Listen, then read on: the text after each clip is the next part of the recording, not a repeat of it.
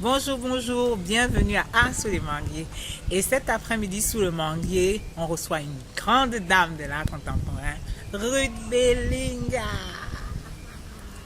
Bonjour Ruth. Bonjour. Comment tu vas? Je vais très très bien. Alors Ruth, c'est un plaisir de te recevoir sous le manguier. Ruth est plasticienne, enseignante et commissaire d'exposition.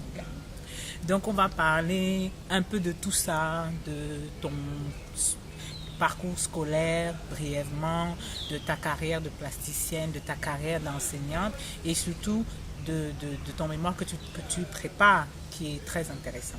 Donc je te laisse d'abord te présenter et puis je reviens. Ok, bonjour. Je suis Ruth Bellinga. Je prépare un doctorat en histoire de l'art. Un doctorat en histoire de l'art, donc c'est possible. Hein? Ok, mon Au étude. Cameroun, il faudrait bien préciser aux gens que c'est au Cameroun. Oui, ma thèse de Voilà. doctorat se prépare au Cameroun à l'université de Tchang. Je prépare une thèse donc en histoire de l'art qui porte sur l'histoire de la peinture camerounaise, si on peut le dire, des origines à nos jours. C'est une étude qui est assez vaste mais qui vaut le coup parce que rien n'est fait jusqu'à présent.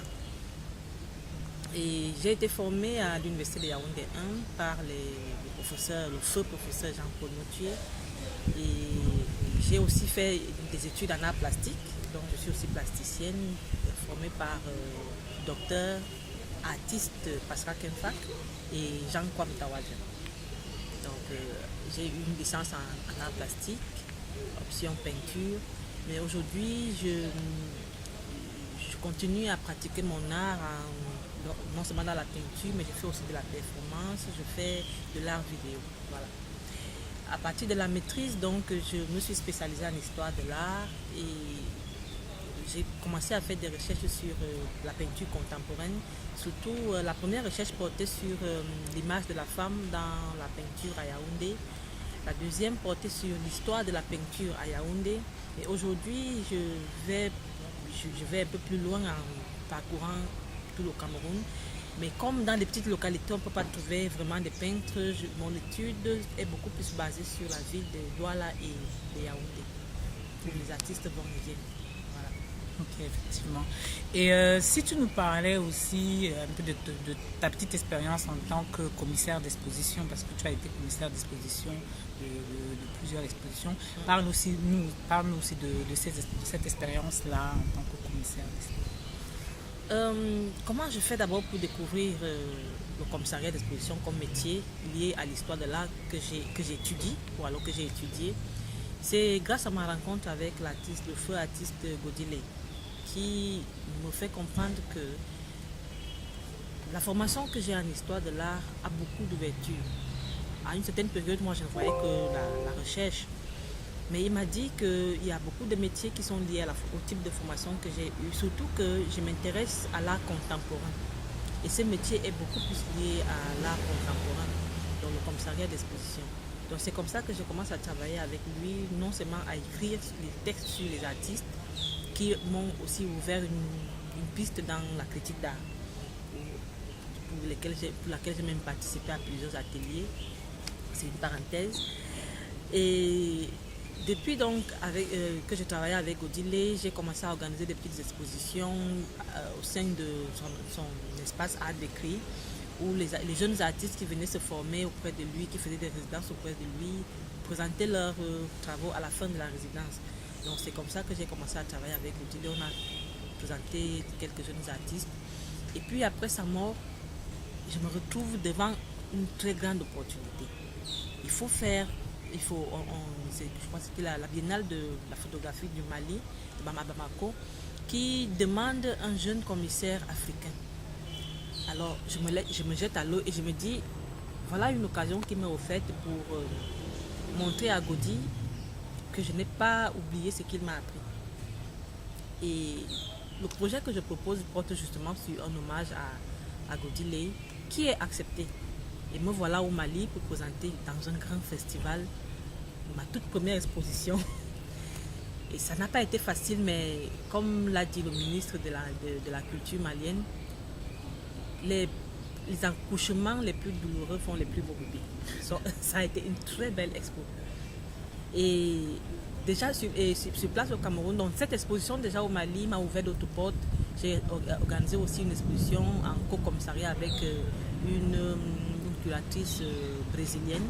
Donc je suis allée au Brésil, j'ai présenté les travaux des jeunes photographes des favelas avec cette commissaire, cette curatrice. Et nous sommes allés à Paris, c'est là-bas que nous avons présenté justement cette exposition. Et au Cameroun, j'ai déjà eu à présenter, non seulement là où j'enseigne à l'Institut des Beaux-Arts de Foumban, les travaux des artistes sur place à Foumban, mais le plus grand coup aussi que j'ai marqué portait sur la présentation des travaux des artistes qui ont participé à un projet que j'ai monté moi-même sur le centenaire des martyrs, ceux qui sont morts en 1914. Donc j'ai présenté ce projet en partenariat avec Doualat et au Carré des artistes. Effectivement. Et on rappelle ici que c'est là où on découvre Jean-David Code. Jean-David Salut, c'est lors de cette exposition-là, à l'espace Douala Art, qu'on a pu découvrir Jean-David Code, entre autres. C'est pour dire que les choses se passent effectivement dans ce petit milieu. Et comme vous voyez, elle va entre 3 continents, l'Amérique du Sud, l'Europe, l'Afrique.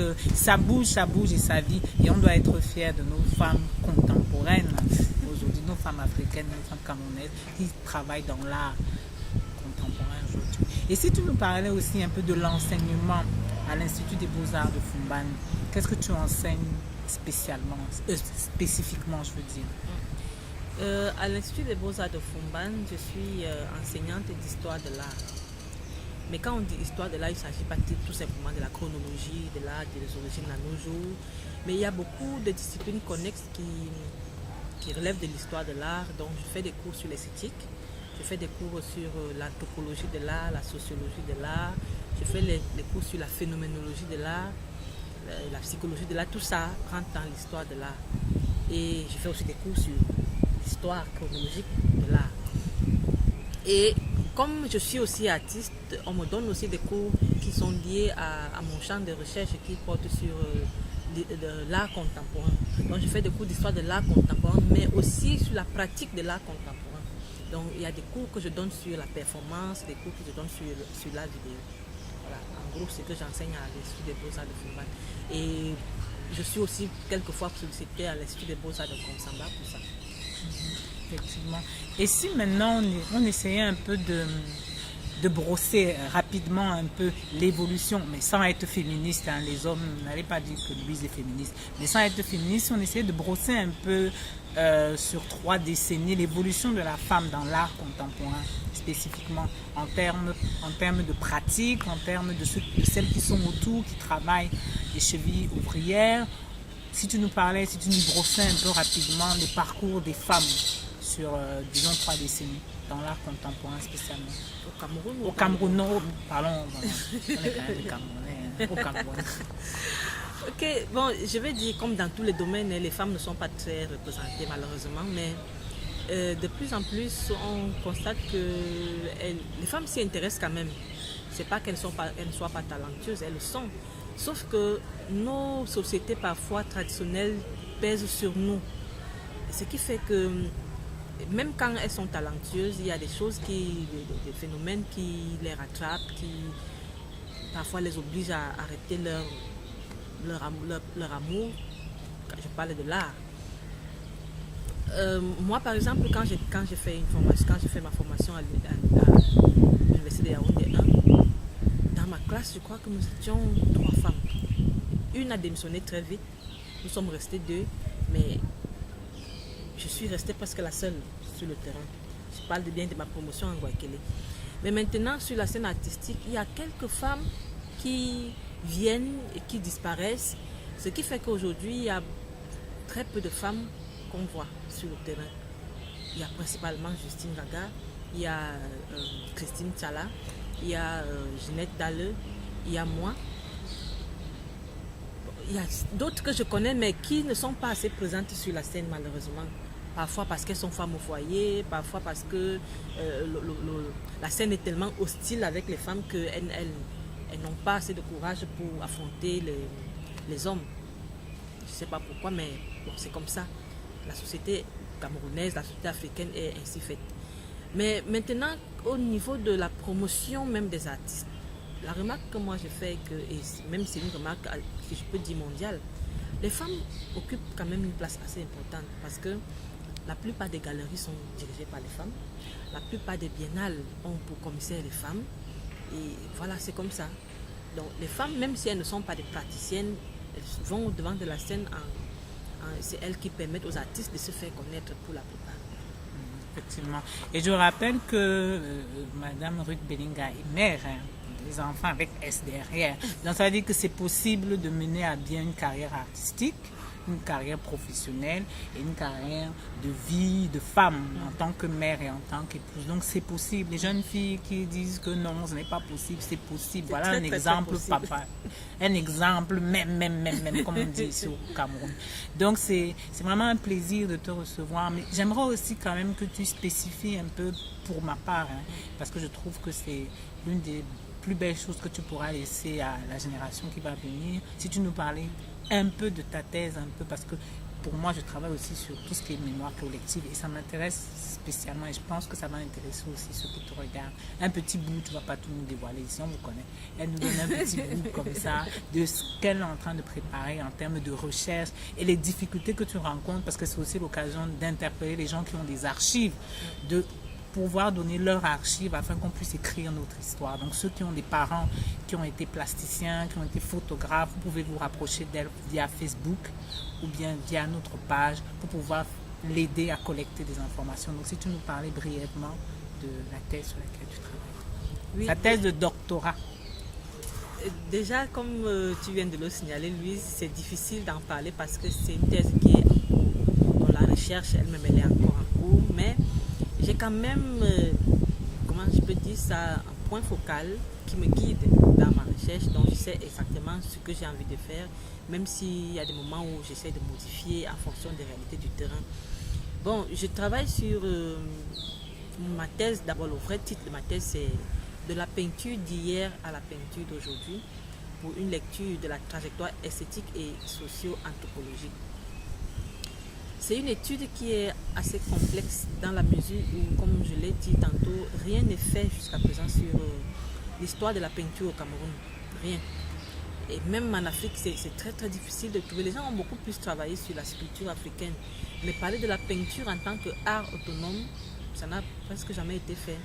Ce qui fait que mes recherches, je les fais vraiment à tâtons parce que je ne dois pas dire des bêtises, je ne dois pas faire des mélanges qui ne vont pas. Et surtout que le Cameroun, jusqu'à présent, est un pays qui est assez compliqué aussi.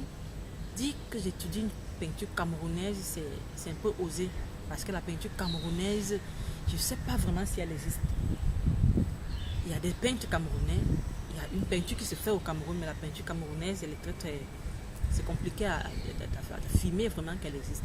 Donc, j'essaye d'aller dans la période avant les premiers contacts même avec les blancs, pour voir ce qui se faisait, parce que c'est pas le blanc qui apporte la peinture au Cameroun. La peinture, elle se faisait avant, sauf que elle était associée à d'autres types d'art comme la peinture. La peinture n'était pas dissociée de la sculpture. La peinture n'était pas dissociée de la danse, la peinture n'était pas dissociée, donc ainsi de suite. Le danseur avait le corps peint, la sculpture avait une peinture, le masque était peint, donc tout ça allait ensemble. Donc essayer de dissocier la peinture de cet ensemble est un peu compliqué, mais je tente quand même de le faire. Et donc mon étude, je la divise en 3 parties. Donc cette première période, qui est la période dite que j'appelle la peinture d'hier, donc celle qui n'avait pas encore subi les influences de la peinture extérieure.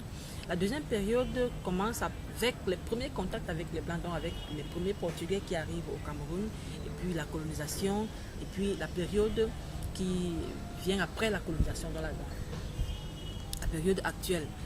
Donc, le premier piège qui me guette est de tomber dans la division chronologique liée à l'Occident.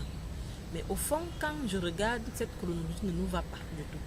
Parce qu'il y a des réalités qui font que je m'interroge vraiment, je commence même à m'interroger sur l'histoire même de la peinture en Occident. Est-ce que cette histoire dit réellement la vérité? Est-ce que c'est une histoire qu'on doit considérer comme une histoire mondiale? Est-ce que c'est une histoire qui est propre à eux? Parce que lorsque je regarde l'avènement de l'art moderne en Occident, on dit par exemple que la première toile, comment je peux appeler ça, le premier peintre qui a fait une peinture abstraite, c'est elle. Mais quand je regarde au Cameroun, je regarde en Afrique en général, les toutes premières peintures qui ont été faites étaient purement abstraites. Est-ce que vraiment la peinture abstraite est née en Occident ou ici? Il faut revoir les canons ou alors comment je peux appeler ça, le mot m'échappe. Les médiums. Non, pas les médiums, les préoccupations qui ont donné naissance à l'avènement de l'art moderne sont des préoccupations qui sont dépassées ici chez nous. C'est-à-dire, nous les avons faites avant même que la colonisation, avant même que le blanc n'arrive chez nous. Alors, l'art moderne est donc né où? En Afrique ou en Occident? Donc voilà, toutes ces préoccupations-là commencent à devenir les miennes au fur et à mesure que je travaille. Les préoccupations de l'art contemporain, par exemple, on dit que l'art contemporain brise les frontières entre les différents arts. Mais chez nous, ça se faisait depuis. Où est né l'art contemporain? Est-ce que nous avons une période classique, moderne et contemporaine comme eux? Puisque avant la colonisation, avant l'arrivée du blanc, nous on faisait tout ça. Les préoccupations modernes, nous les avions. Les préoccupations contemporaines, nous les avions à cette époque-là. Donc, notre histoire de l'art doit vraiment être écrite. Et je crois que si le blanc est humble et qu'ils viennent lire ce que nous faisons ici comme recherche, ils vont repenser leur histoire. Ok.